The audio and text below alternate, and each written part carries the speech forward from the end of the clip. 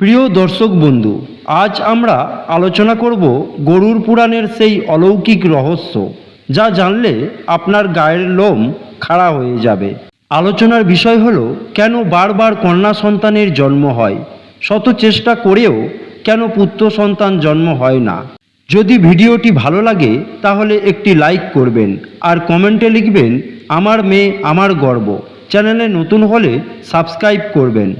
আপনার কি মনে হয় কোনো পরিবারে বারবার শুধু কন্যা সন্তান হওয়াটা কেবল একটি কাকতালীয় ঘটনা, নাকি এর পিছনে লুকিয়ে আছে কোনো জন্মান্তরের কর্মফল বা কোনো বিশেষ অভিশাপ?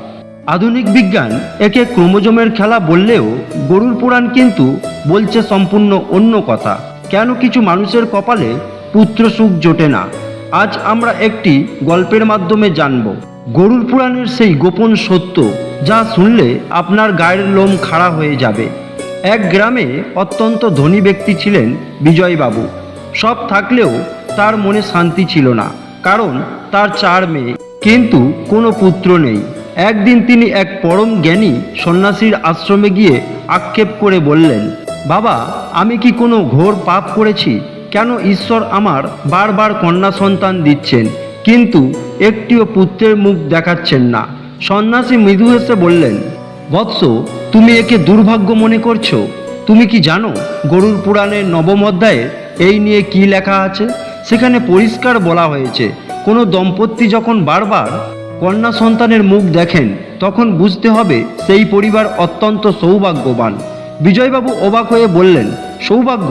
কিন্তু লোকে যে বলে পুত্র ছাড়া গতি নেই। সন্ন্যাসী বললেন, শোনো বিজয়বাবু, গরুর পুরাণে স্বয়ং ভগবান বিষ্ণু পক্ষীরাজ গরুরকে এই রহস্যের সমাধান দিয়েছেন। সেখানে 3টি প্রধান কারণের কথা উল্লেখ আছে। নাম্বার 1, কন্যাদান ও মোক্ষ লাভ।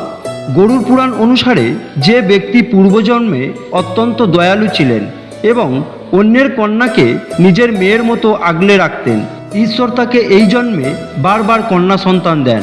কারণ কন্যা হলো জগতের শ্রেষ্ঠ দান। ঈশ্বর চান আপনি যেন সেই মহান পুণ্যের অধিকারী হয়ে মোক্ষ লাভ করতে পারেন। নাম্বার 2, পিতৃঋণ থেকে মুক্তি।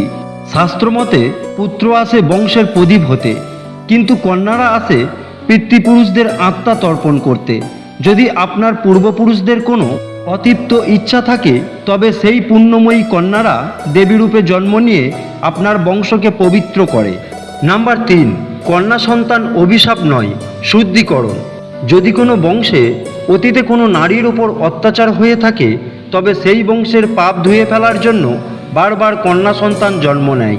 তারা আপনার পরিবারের অশুভ শক্তিকে টেনে নিয়ে শুভ শক্তির বিস্তার ঘটায়। প্রিয় দর্শক বন্ধু, আজ এই পর্যন্ত। দেখা হবে পরবর্তী ভিডিওতে। ধন্যবাদ।